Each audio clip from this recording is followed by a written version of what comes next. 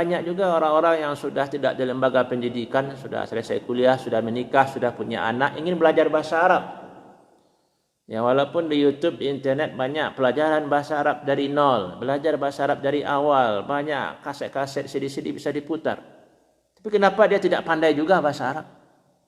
Kalau usahanya alhamdulillah. Bahkan Ustaz sering melihat orang belajar bahasa Arab, ya awalnya semangat ada 10 orang, 20 orang, kemudian belajar bahasa Arab dengan alumni Timur Tengah. Ya, pertemuan-pertemuan pertama banyak yang minat. Ya, makin sering pertemuan, makin berkurang, akhirnya bubar. Belum tamat kitab, pengajian sudah bubar. Apa masalahnya? Atau kita sudah lama di pondok, tapi tidak pandai-pandai juga bahasa Arab.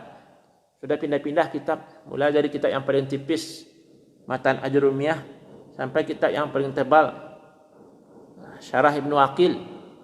Tapi diberikan kitab, pindah ke kitab lain, kita tidak mampu. Di mana masalahnya? Nah, ini ya ingin kita komentari sedikit siang ini, masalah di mana letak salah kita dalam belajar bahasa Arab. Kita bagi dua kelompok pembicaraan ini. Pertama, untuk di lembaga pendidikan. Kenapa anak-anak yang sudah di madrasah, sanawiyah, pesantren, tapi bahasa Arabnya belum bagus? Tapi ada juga yang bagus, yang pintar, yang rajin, tetap ada yang bagus. Permasalahan yang pertama, guru yang mengajar. Guru yang mengajar itu kadang dia hanya menguasai kitab yang diajarkan. Sementara kalau kita pergi ke perpustakaan, ambil kitab Fathul Bari, suruh dia baca, jangankan separuhnya, 1/10 tidak bisa baca. Bagaimana mungkin orang yang tidak bisa bahasa Arab ingin menjadikan anak didiknya pandai bahasa Arab? Ini permasalahan yang pertama. Guru tidak pandai baca kitab. Maka kalau kita ingin jadi ulama, ingin pandai bahasa Arab, cari sekolah yang di situ guru-gurunya banyak yang pandai baca kitab. Walaupun kadang mungkin gelar akademisnya tidak S2, tidak terlampau wah. Tapi kalau di situ banyak yang pandai bahasa Arab, insya Allah akan menuntun kita untuk pandai bahasa Arab. Pengalaman dia belajar bahasa Arab. Ini permasalahan pertama di lembaga pendidikan. Yang kedua, kurikulum yang dipakai di madrasah, di pesantren itu terkadang memang tidak ingin melahirkan ahli bahasa Arab. Pamannya kalau bahasa Arab, kurikulum yang dibuat oleh pemerintah, itu bukunya sangat sedikit. Dia hiwar, kosakata, itu lebih cenderung memperkenalkan bahasa Arab. Ini yang bahasa Arab. Karena tema-tema yang dibahas cukup sedikit. Dalam seminggu, waktu belajar bahasa Arab itu hanya 2 jam, 4 jam. Berarti kalau 4 jam, sebulan itu hanya 16 kali. Dalam satu semester itu paling lama belajar 4 semester. Karena semester untuk ujian, semester pula untuk libur. Dalam setahun ya kali aja sedikit pertemuannya. Belum lagi guru sakit, guru rapat, ada acara, ada kelas yang mau tamat TO. Ya, jam belajar bahasa Arab itu sangat sedikit. Ini juga masalahnya. Jam untuk bahasa Arab itu sangat sedikit. Jadi yang pertama tadi, guru yang mengajarkan bukanlah orang yang pandai baca kitab. Ini jadi masalah. Sulit dia menjadi orang untuk pandai baca kitab karena dia sendiri tidak bisa. Yang kedua, kurikulum memang tidak disiapkan agar anak itu pandai bahasa Arab, agar anak itu pandai baca kitab. Yang ketiga yang tadi, jam belajar bahasa Arab itu yang sedikit. Sekarang kita lihat di pesantren, di pondok, jam bahasa Arab itu kadang banyak. Ada nahu 2 jam, ada saraf 2 jam, ada muhadasah 2 jam, ada insya 2 jam, ada imla 2 jam, ada khat, ada mahfuzat. Banyak macam jam-jam bahasa Arab. Tapi kadang kita tidak pandai juga bahasa Arab. Di mana letak masalahnya? Kadang karena sesama guru itu ya tidak ada diskusi, tidak ada kerjasama. Guru saraf hanya mengajarkan wazan-wazan, ya, daraba, darabu, darabat. Itu saja terus sudah 1 tahun. Wa huma hum. Bertahun-tahun. Dan itu teori. Di mana santri mempraktekkan ilmu saraf tentu dalam pelajaran nanti mutalaah, muhadasah. Nah, sementara guru mutalaah, guru muhadasah, guru bidang yang lain tidak menyinggung sedikit pun, tidak membahas masalah ilmu saraf. Sehingganya pelajaran bahasa Arab cenderung berdiri sendiri-sendiri. Guru nahu sibuk membahas mubtada khabar, guru saraf dengan tasrifnya, ya guru mutalaah hanya fokus kepada arti kata dan bacaan yang benar. Ini kesalahan yang banyak kita lihat di pondok-pondok pesantren. Masing-masing guru berdiri sendiri-sendiri. Guru muhadasah mengajarkan muhadasah, tapi ini tidak terlampau masalah ya kalau memang muhadasah percakapan orientasinya. Tapi kalau guru mutalaah tidak kerjasama dengan guru nahu, guru saraf, ini akan sulit. Apalagi kalau belajar nahunya memang dari buku yang memang sedikit contohnya. Namanya belajar dari Matan Ajrumiyah, belajar dari Mukhtasar Jiddan. Ini kan teori yang banyak. Belajar Matan Alfiyah ini masih teori.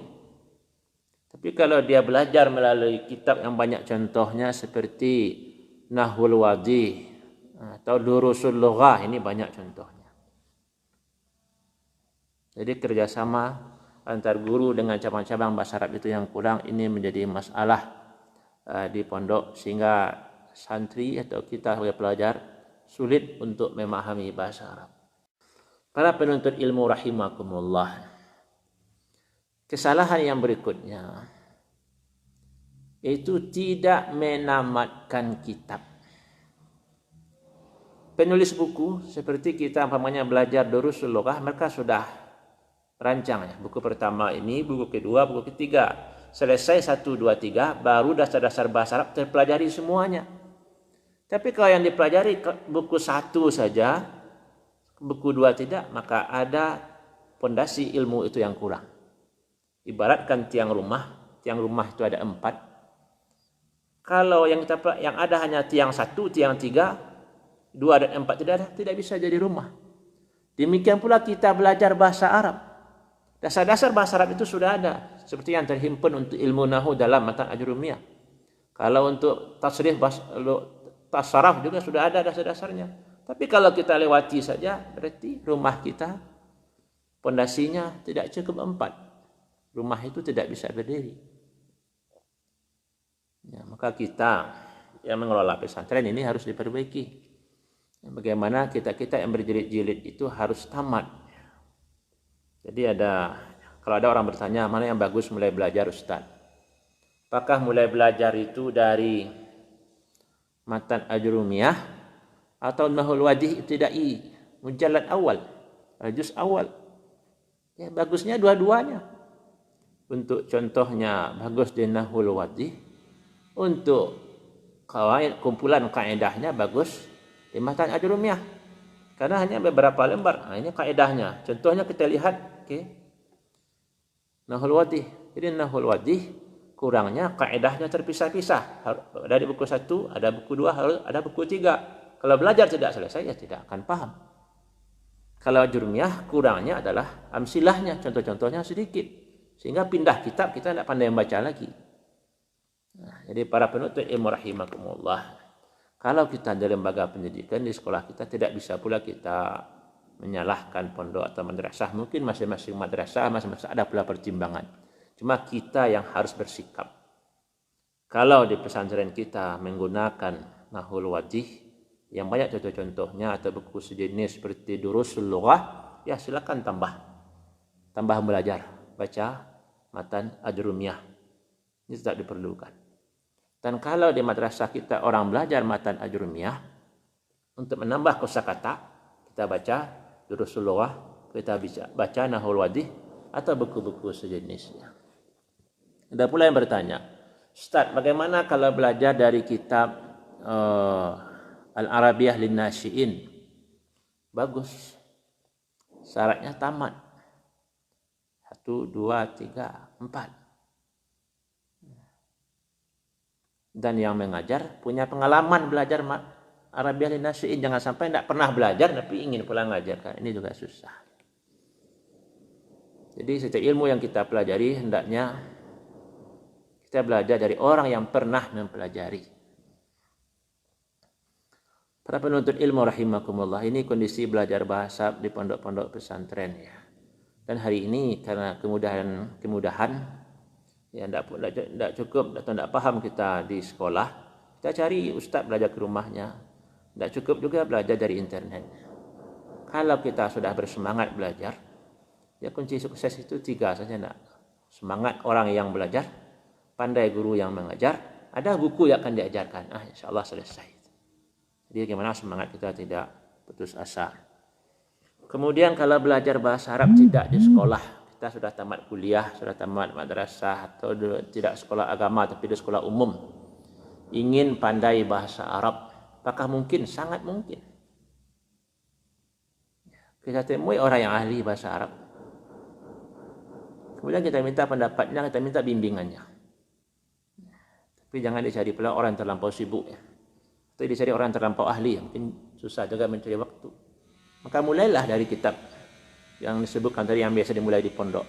Apakah Matan Jurmiyah, apakah Nahul Wajih, atau yang banyak dipakai hari ini seperti yang Ustaz pelajari dulu di Madinah, buku Durusul Lughah, itu PDF-nya bisa diambil. Kuncinya hanya satu, belajar itu harus tamat. Dengan belajar baru separuh jalan sudah berhenti, baru 1 juz, 2 juz, tidak diselesaikan lagi. Ya, selesaikan belajar. Ini kunci pertama, selesaikan belajar. Nah, setelah itu nanti kita akan terbuka saja. Kalau sudah selesai satu kitab, insya Allah apa yang akan dipelajari setelah itu kita akan tahu dengan sendirinya. Syukran ya Rabbi, syukran. Hadaita qalbi, syukran.